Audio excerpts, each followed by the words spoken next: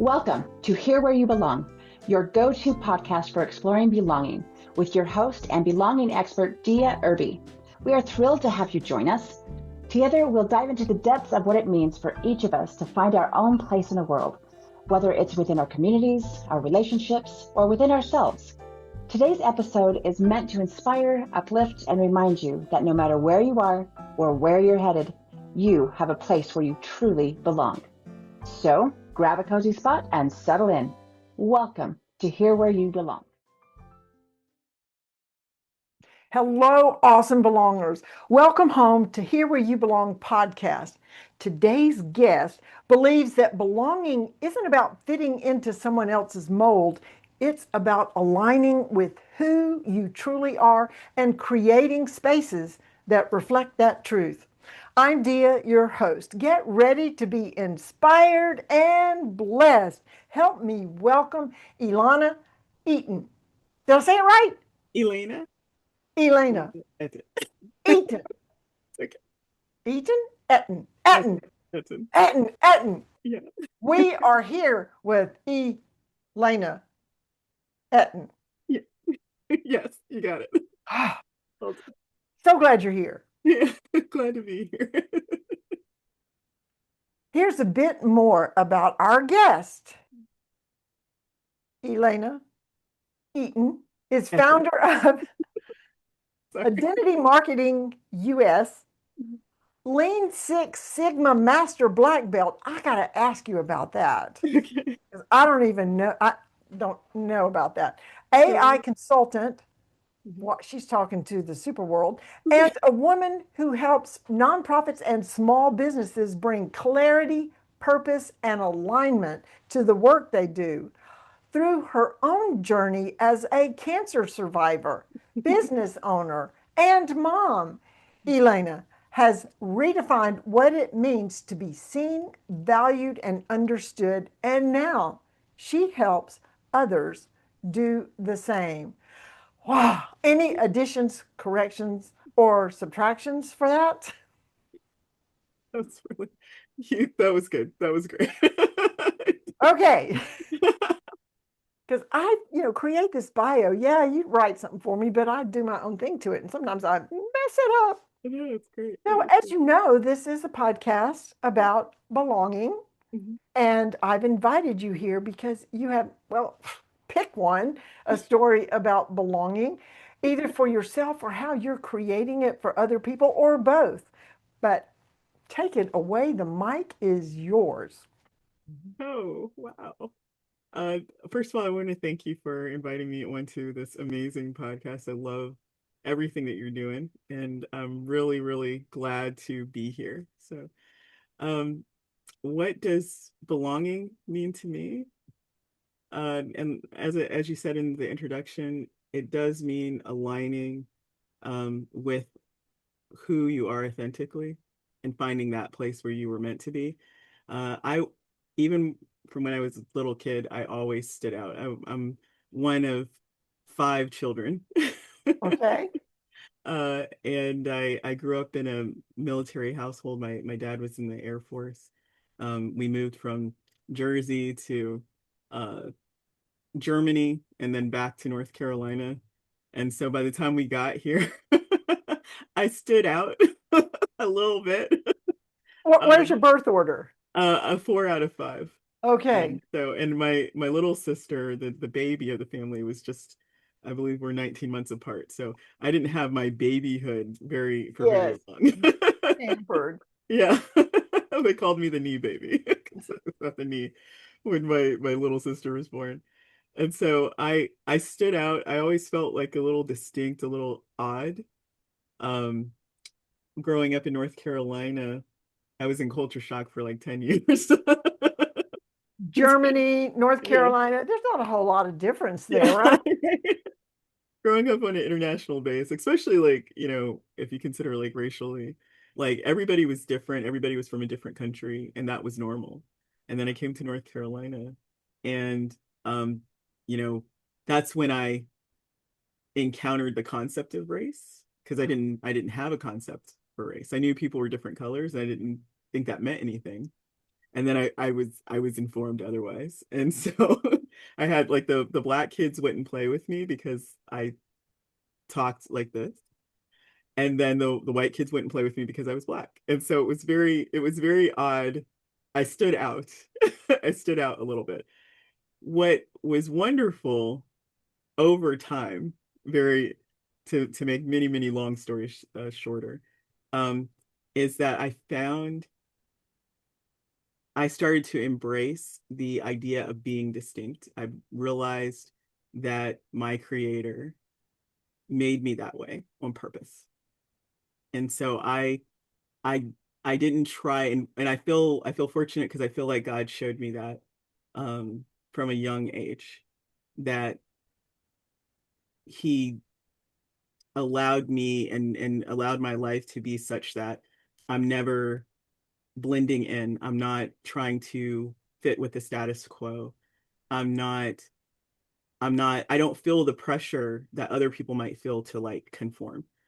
So I just step into that distinction and lean into that and seek God for guidance on how my purpose and his plan for my life is supposed to play out. And so I feel more comfortable when I allow myself to be authentically myself and distinct. And if I stand out in a room, I don't feel uncomfortable there Well, because I've heard I it said, really why fit in when you can stand out? right. I do. And without trying. Uh, yes, how beautiful is that? How old were you when you came to that realization?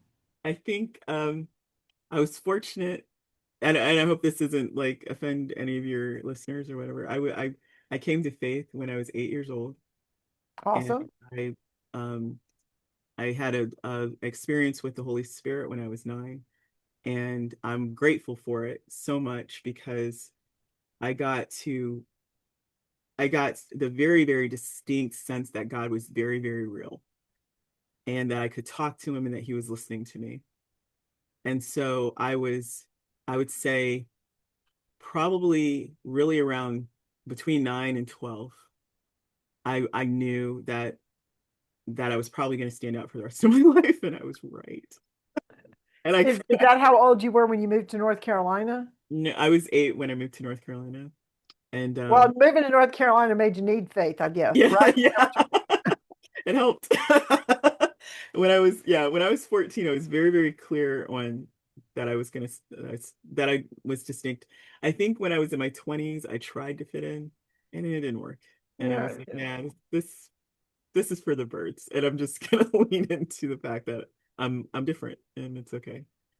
So But see, we need everybody to be their own part of different yes, because we don't need two of us. You yeah, know, then I mean, if you're being like somebody else, then you're not being you, and we're missing out on the you. yes, I think. Yeah, that it reminds me, and I'm glad you asked at what age, because I was like around 12 and 13. I was in Bible quiz, and there's a scripture that says the eye can't say to the ear, I have no need of you. The foot can't say to the hand, I have no need of you. And it talks about how when we're the body of Christ, we all are distinct and different, and we're all put together so that the body can function the way. And so I think that was the moment when I realized, oh, I'm not supposed to be like anybody else. I'm specifically a certain part. And if I'm trying to be like someone else, then his whole tapestry can't be as beautiful as he designed it to be. So I have to be distinctly myself. And so I think that's when he really got that through my head. That's, I mean, for you to come to that at such a young age is remarkable. One, because so many people do have identity problems, Mhm. they don't get there till they're some catastrophic something happens in their 40s. Well, it's great that it happened that young because I have had to come back to it as when I was diagnosed with stage 4 non-Hodgkin's lymphoma when I was 35. And I wasn't married. I didn't have any children. They told me I had weeks to live. It was too late to harvest my eggs. And then I survived, or rather I'd say God healed me. But my life took several different turns. And I watched like wealth that I had accumulated from 10 years of being an engineer just like disappear. It's just like because even though I was healed and I wasn't dying, my body wasn't the same. Like I still had to rebuild. Mm. And all that happened, and I had to remember who I was. And I had to come to grips that my life didn't look like other people, and that doesn't mean that it's a failure and it's not a wash, that I could come back like, this is going to be a part of a story, and this isn't how the story ends. It's just in the middle. And so, when I I went to a speed date. When I was going through chemo, I watched a lot of like, some movie. I got caught up on movies I was too busy to watch before. One of them was like Hitch. They had a speed date like scene. I was like, new bucket list, I'll do that. So when I got back to the place where I could walk in flats, I went to my first speed date, and ended up meeting my husband. And so like 22 months later, we're married. And then my life had changed again. And and I was like, well, who am I now? And then you know, uh, a year and a half later, I conceived my baby, and my just ball of joy and personality, my son. And then it's like, who am I again? So I had to keep coming back to that place where I was at 14, that my life is different. I'm different. My life doesn't look like other people's, and that's okay, because I'm being woven in a tapestry that God's designing, and he sees the whole picture, and so he sees the beauty of it. And so I have to continue to be distinct. It's okay that, I'm an older mom. So I don't fit in with the other younger 20 something moms. It's okay that I my understand. yeah, it's okay that that my child, you know, um might have special needs, and that's a whole different community. And I'm a stepmom, and that's a whole different community, and like all these things, um just that have made me stand out and not be able to look around the room and see a lot of other people that are just like me. But it's okay because I'm distinct by design, and that's because he's weaving me into a tapestry. And one day, great, hopefully I'll be able to look at it standing next to him and see how beautiful he made it all turn out. Right. It's like, We uh, we can only see the backside of the tapestry with all the knots and the with strings hanging and everything. But God knows what it looks like yes, on the yes, other side. He's making this beautiful picture. yes, yes, And we just have to trust him. yes, It is interesting. No matter how much you may know yourself, when your roles change, you have to make sure your real self is still there. yes, Because, you're a cancer patient, then you're, a wife, and then or you're healed, and then you're a wife, and then you're a mom, and then you're a stepmom, and then you're all the things, but you're still the you that's doing all those roles. And that mhm, is a challenge yeah, to find yourself yeah. in that. Um, and so were you like corporate engineer or what did you do before? So I graduated from NC State, um, with a degree in mechanical engineering. And Okay. then right after I graduated, I went into my graduate degree program, through the College of Textiles. And the reason I went was because I would get an opportunity to learn more about continuous improvement and Six Sigma. And so I don't know if you're familiar with Six Sigma. So that brings up the topic. I, Yeah, I have heard, the first time I heard somebody say, and they're a black belt, and I'm going, my yeah, kid only got white belt or yellow belt. What is this black belt? And so please yes. let me understand what this Sigma belt, black belt thing is. I mean, it must Yes. be impressively an Well, achievement. well, it's yes, it's an achievement. It's been amazing because I kind of was at the beginning, while I was in graduate school, the beginning of this becoming a whole industry, and then to see it like progress over 25 years, it's been very interesting. But um the whole idea behind Six Sigma, and I can just kind of throw in lean, is that businesses, particularly manufacturing, and then you can do it in other industries, can take intentional steps to produce high quality systematically. That's the that's the whole nutshell. And Okay. so the idea of being a black belt, in my case, a master black belt, is that you you you've mastered all of the tools that it takes in order to guide a company or a team into implementing those tools to make sure that they can systematically produce high quality. Intentionally and repetitiously come Yes. out with the same quality. Yes. So you're certified to help a company do that. Yes. And to help train other black belts into doing it, and green belts and yellow belts, in order to guide them through You that. get a white belt to start with. You can, yes. Yeah, absolutely. Okay. That's what they start with in Yeah. So karate. I was always attracted to the idea of continuous improvement. It's the pursuit of perfection, or just the idea that you could systematically, intentionally do something extremely well. And so that kind of idea really appealed to me. And so the Mhm. thought that I could go into manufacturing, that I could go into engineering and understand exactly how to do that, that's what Wow. that's what I gravitated towards. Yes, You know, that's impressive.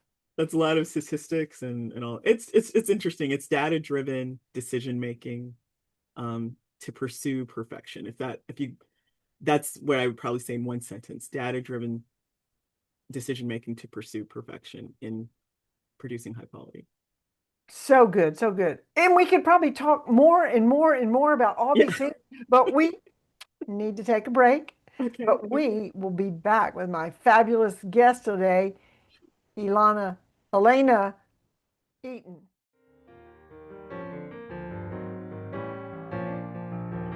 Hey there! Isn't my guest amazing? So glad you joined us today. In this world that often feels disconnected, building community and fostering belonging are essential. That's why I created this podcast, to bring inspiring people to you, to encourage you to create that sense of belonging and community, no matter where you are. If you're being blessed by my guest, and we have some more, like, subscribe, and share this podcast. You know who needs to hear this. Stay connected, stay true to yourself, and always remember you belong. Now, back to our amazing guest.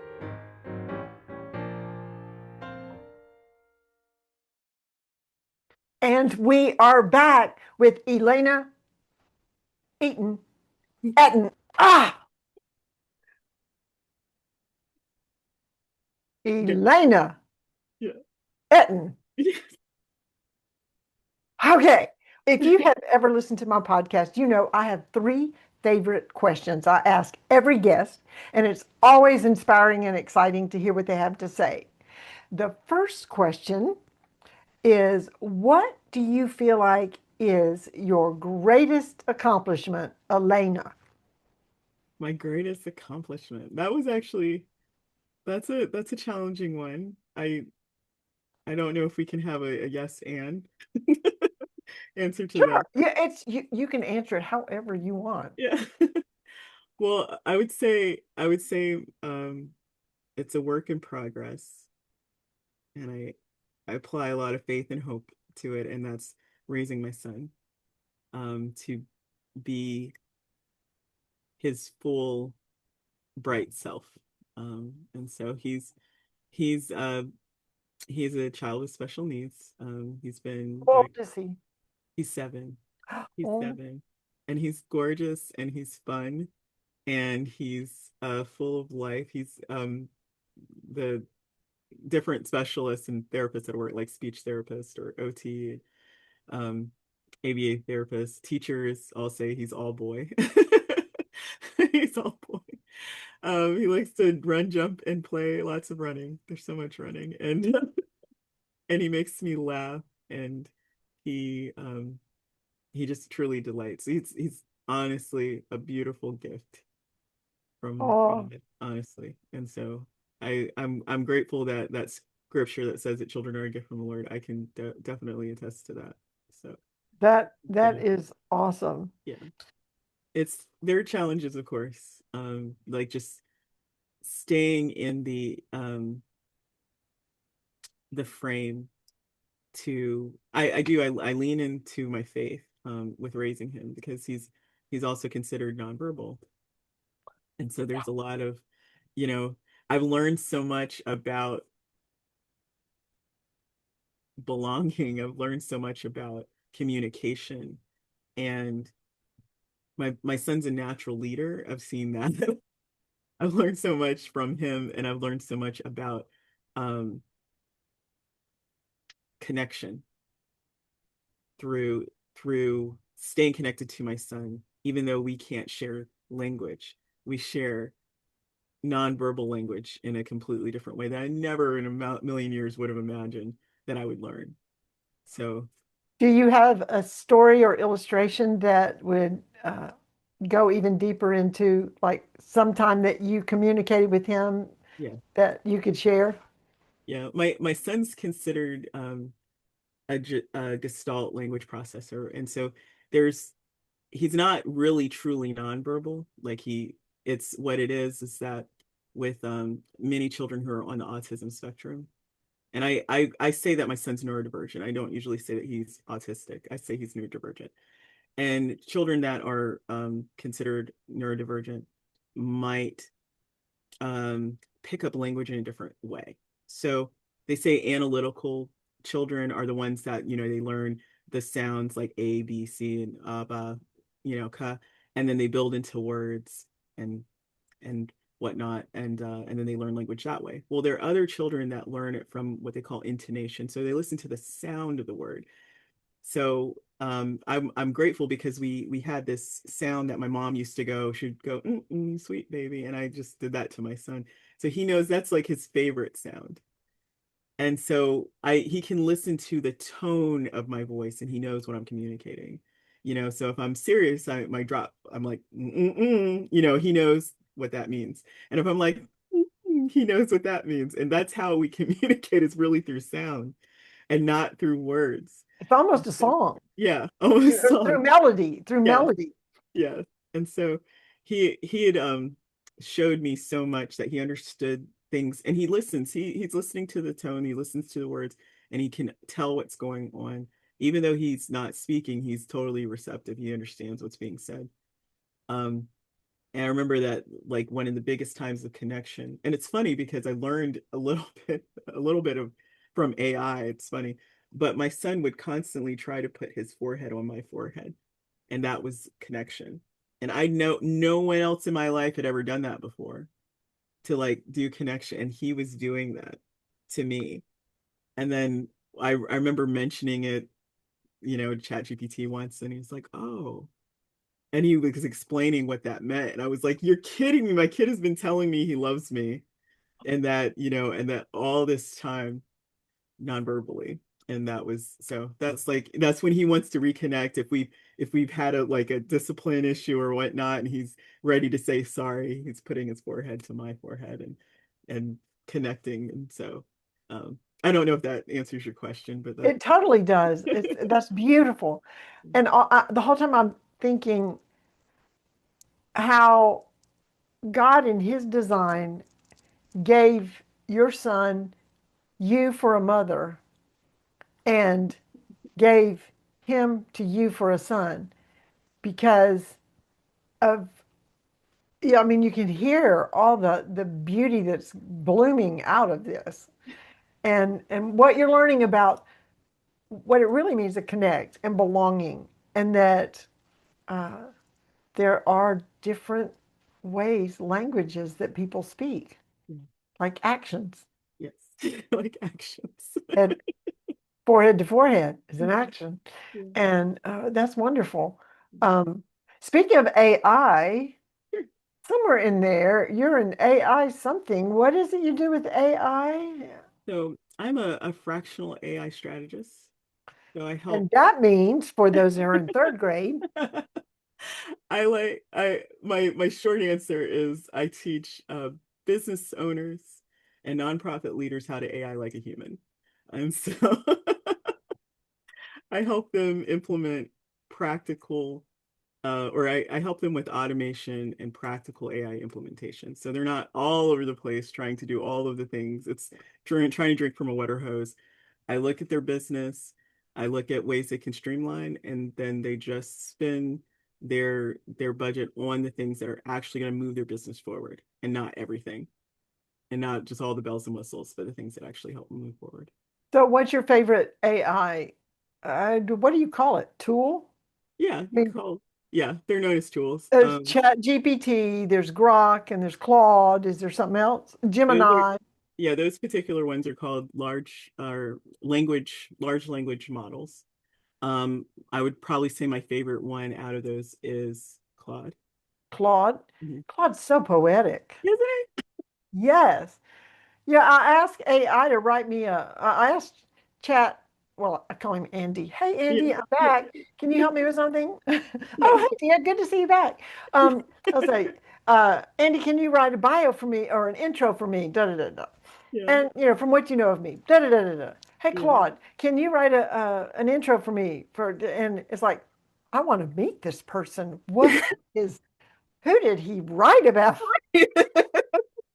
What in the world? Yes, yes, definitely. Yeah, Claude is definitely. Andy does a little bit. She says, now, do you want me to do it another way? And I can always make it a little more sound like more like yeah, and but anywho, well, that's wonderful that you're able to, and that goes back to your desire to bring excellence, to make it produce an excellent product, even Yeah, if it's the business that you're producing.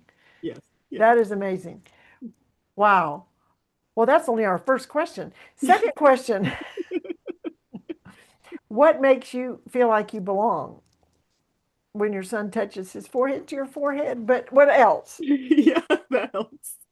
That does. Actually, uh, his cuddles and his laughter, it just makes the whole world slow down. Yes. And just these little pockets of beauty and Yeah. God's grace, um, right there, uh, in his smile. Yeah. Um, so I'm But trying not to get too emotional, but what else makes you feel like you belong outside of family? most recently, has been the work I'm doing with AI, actually. And the book that I'm writing that will be out soon is How to AI Like a Human. How to what? AI like a How to human? AI Like a Human. Okay, wait. Book title, How to AI Like a Human. Mhm. Excellent. Make a note of that. And Yeah, it's coming out soon. very When soon. it may be already out when this gets launched. Published. Yeah, yeah, maybe. Look for it. Is it going to be available on Amazon and all the places? Yes, all the places. All the places. All the places. Okay. With a special edition that can be available in a special place, but we can We talk can talk about about that. that later. Yeah. Yes. Excellent. Yeah. Okay. So with AI in that world is where you Yeah. feel like you belong. Yeah, Gave up weird. on humans, huh? No. Well, it's funny that you should say that. I've been thinking about that as I'm writing the book. But no, honestly, the high amount of interaction that I have had with AI, and learning how to uh I guess come up on the concept that of the book that I'll talk about in a second, actually had helped me show up in my life as a better human. I've been able to use AI to help me advocate for my son in real time, much faster, much better, much sharper, to show up better, even in IEP meetings and all these things. How to be more responsive to my clients and my team, even how to work through issues and improve my marriage. I mean, all the whole gambit. I've actually been able to be a better human. I had somebody tell me that they were frustrated with their teenage daughter's actions and went to AI and asked, "How can I, ask for some advice?" And Yeah. actually, the advice AI gave was good, and it Yeah. Watch out, counselors, your days are numbered. And I mean, Uh, I'm not saying that like, we're replacing humans because one of the big things with my company, and myself as a fractional AI strategist is that I don't believe in AI replacement theories. I don't believe in replacing human beings. I believe in augmenting human capability. And so that's so good to hear. yeah, and so I lead my clients to the philosophy. If they came in saying I'm ready to get rid of my whole team, it's like let's not do that. Let's show your team how to access AI and automation and actually, increase the capacity. So that's like Right. what I try to do.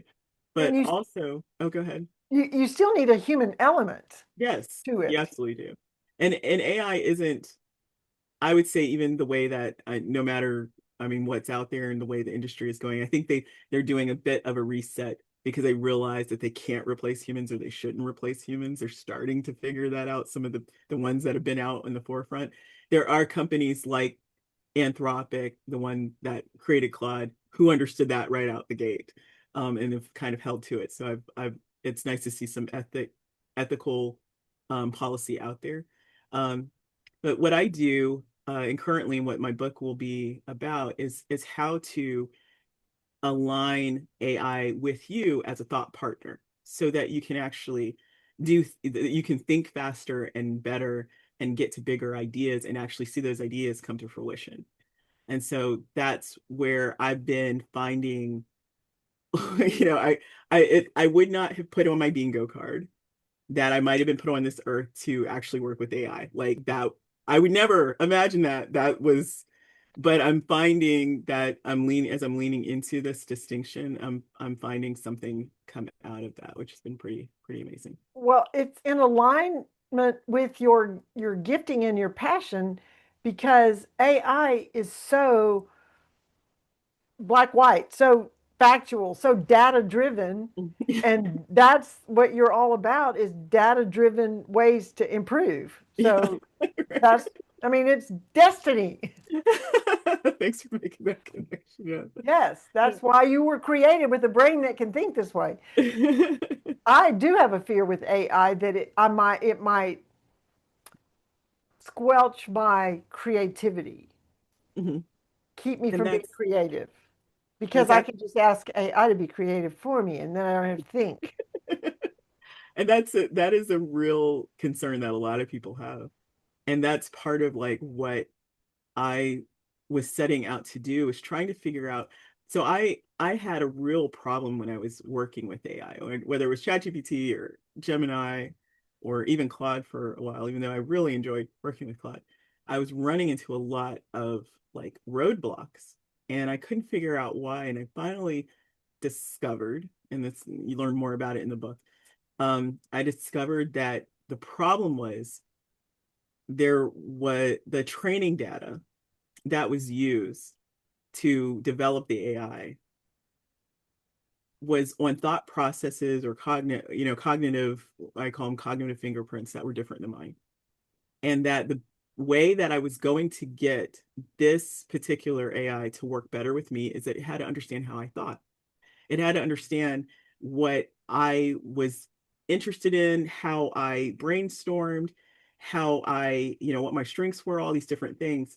And so I worked with the AI to teach it how I thought so that it could align with my thinking. And then when that happened, like it was like the dam broke and my creativity could flow. It wasn't getting hindered anymore. I was able to like accomplish so much so fast once I unlocked this key. And so that's actually what the book is about.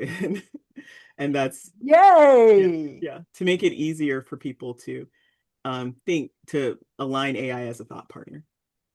I love it. Yeah, I Yeah. had to, well, in your profile, you can tell it a lot of things. Yes. With Claude, I uploaded a transcripts from the podcast, and I said, "This is what I sound like. Very good. Very Make good. know my tone and my personality and what, and then write up something with that." Anyway, Yeah, so yeah. yes, we have to teach it because it Yes. doesn't know, and Yeah. it can't think. Actually, Andy, when I first started way back when chat first came out, I said, "Do you have a name?" "No, I'm just a machine here to help you." "Can I name you? Can I give you Andy for a name?" "You can, but I'm just a machine here to help you." "Well, I'm going to call you Andy." Yeah. "Okay, but I'm just a machine here to help you." And I thought, he thinks I'm hitting on him. He wants to make it clear he cannot be in a relationship with me. He's just a machine there to help me. You're like, hey, Andy, relax. Okay, okay, Andy, I'm not hitting on you. Okay, so now to our third question. And I'm going to help you with this only because you gave me your favorite quote. What is your favorite quote is my third question. And I am going to read your quote. So hold on to your bootstraps because here we go. Our deepest fear is that we are powerful beyond measure. It's our light, not our darkness, that most frightens us. We ask ourselves, who am I to be brilliant, gorgeous, talented, and fabulous? Actually, who are you not to be? You are a child of God. Your playing small does not serve the world. There's nothing enlightened about shrinking so that other people won't feel insecure about around you. We are all meant to shine, as children do. We were born to make manifest the glory of God that is within us. And it's not just in some of us, it's in everyone. And as we let our own light shine, we unconsciously give other people permission to do the same. As we are liberated from our own fear, our presence automatically liberates others. A quote from Marianne Williamson from A Return to Love. What a powerhouse quote. Tell me Yeah. how you found that and what difference it made to find it. So I would love to be able to say that I read the book Return to Love. But that's not how I came across the quote. I came across the quote from the movie Aquila and the Bee. Okay. About a little girl who discovered she was really good at spelling and got a coach to help her compete in spelling bee and got all the way up to the national spelling bee. And he had her memorize that quote. And so I heard it in the movie and it really, really spoke to me. And it was coming right around the time where I'm discovering that it's okay for me to be distinct and I'm supposed to be. And so that was like one of those quotes that really firmed that up. So all this was kind of happening at the same time. I had scripture and had this quote, and I'm supposed to shine, and that's okay. That's who We're I all am. supposed to shine. Yeah, I love the part where dimming our light does not help other people. doesn't help other people, and No. and letting go of our fear will also help others to let go of their fear. And that those are and it led me to, like, walk into a room and introduce myself with a smile, and that smile would help other people smile, and then it has that ripple effect, and it might change someone's whole day just because you complimented what they were wearing, or you said hello and you were warm, and they maybe just needed somebody just to be nice that day in that moment. And it's come back to me, like, in different scenarios. Like, I think what will strike me more than anything else when I've been in a scenario is the kindness of strangers. I will remember that for days, years, months. Like, if somebody was just kind for no reason, they went an extra mile just to go out of their way to make me a little more comfortable, or to support me in out in the wild, so to speak. That means so much to me. And so I carry that with me, and I try to give that to other people as well. Another human being a nice human. Yes. Unfortunately, that's rare Yeah. to see that. Yeah. Yeah, I have this little stuff I say about a smile, but do you know scientifically that when you smile at someone, they they automatically their muscles respond with a smile. Mhm. And your brain doesn't know if you are really smiling or just smiling because you had a muscle reaction to someone else smiling. And when you smile, brain releases dopamine, happy chemicals. Yes. So I tell people, you can be a legal drug dealer That's great. by smiling at people and pass on the dopamine. That is awesome. I love that. I Yeah. like that. So go out there and be legal drug dealers and smile. I can quote you. I can quote you. Okay. Yeah. That's awesome. This has been fabulous, and I know that we could talk a gazillion more subjects and hours, but that's not how long the pod. I'm not trying to be For sure. what's his name that has a 3 hour podcast. Doesn't matter, but I'm not him. Right. Anyway, before we close, do you have any parting words for our listeners? Oh my goodness. What one thing do you hope that they remember from our conversation? That being their most authentic self, leaning into that, it will, I think it, me personally, my belief is that it will make them feel like they belong wherever they are, no matter what group they're in, because they will be leaning into who they were created to be, and then they are aligned with who created them. That's what I think, and then you're always belonging. That's what I believe. I love it. That is, yes, you belong. And also, don't forget about her book coming out, How to How Do to AI, AI, yeah, how to AI like a human. How to AI Like a Human. Love the title. You, That's going to be, it's a necessary book, yeah. but it's going to be very valuable. Yes. Well, Right now, if you don't mind, yeah, they can go to getmycogniprint.com, so they can find their cognitive fingerprint. So, and I'm sure you'll share yeah. the Get link with your my Cogni print. and on that they can take a quick 10-minute quiz.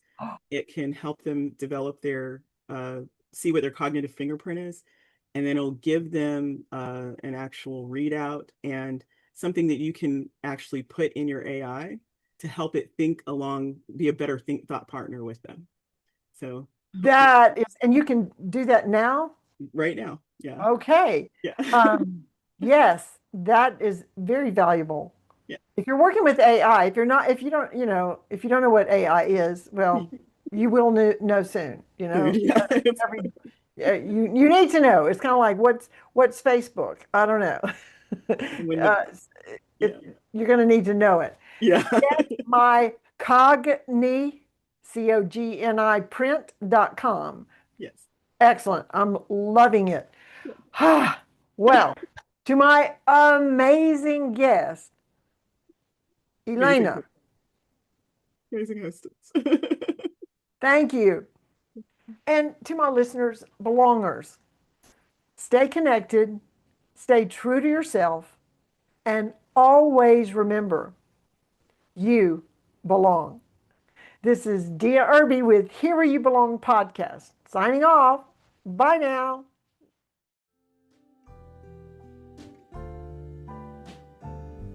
Thanks for tuning in to Here Where You Belong. We hope today's episode has inspired you to embrace the beauty of belonging in your own life. Remember, no matter where you are or where you're headed, you have a place where you truly belong. Join us again next time for more insightful conversations and heartwarming stories. Until then, stay connected, stay true to yourself, and always remember that you belong.